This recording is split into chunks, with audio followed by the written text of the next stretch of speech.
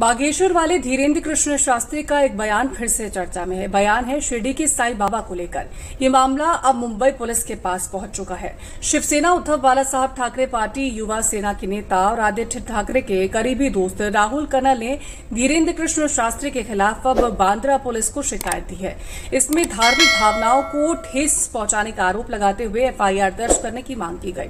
दरअसल धीरेन्द्र कृष्ण शास्त्री पहले भी ऐसे बयान दे चुके हैं और इसे लेकर राहुल कनल ने कहा कि उनका दिमागी संतुलन ठीक नहीं है। मध्य प्रदेश के जबलपुर स्थित पनागार में श्रीमद् भगवत कथा चल रही थी और आखिरी दिन था।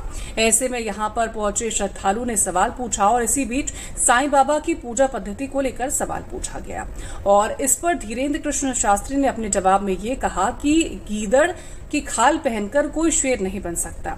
धीरेन्द्र कृष्ण शास्त्री ने आगे अपने जवाब में ये कहा कि गोस्वामी तुलसीदास से लेकर के सूरदास और विभिन्न धर्मों के संत महापुरुष और युग पुरुष हो सकते हैं, लेकिन भगवान नहीं हो सकते।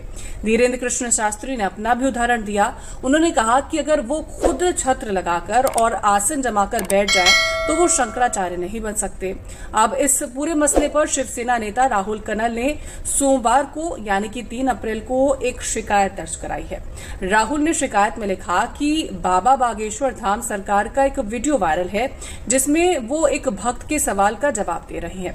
भक्त ने सवाल पूछा कि शिरडी साईं बाबा को बाकी हिंदू देवी देवताओं के साथ पूजा जाता है।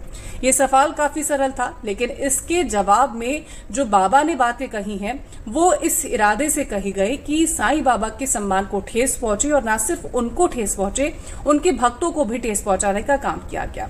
अब इस मामले में सिर्फ बाबा की बातों का खंडन करने या निंदा करने का काम नहीं किया गया, क्योंकि ये जानबूझ के किया गया कृत्य है और अब इसके खिलाफ उन्होंने क्रिमिनल एक्शन 153A के तहत मामला दर्ज किए जाने की बात कही है और साथ ही कहा कि जो संविधान के हिसाब से उचित लगे उस हिसाब से एक्शन लिया जाना चाहिए।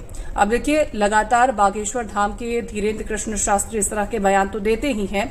अब उनके इस बयान को लेकर के क्या कार्रवाई की जाती है, क्या उनके खिलाफ एक्शन लिया जाता है, वो तो आने वाला वक्त बताएगा। लेकिन आपका क्या कुछ कहना है इस वीडियो को लेकर के, जरूर कमेंट करिए।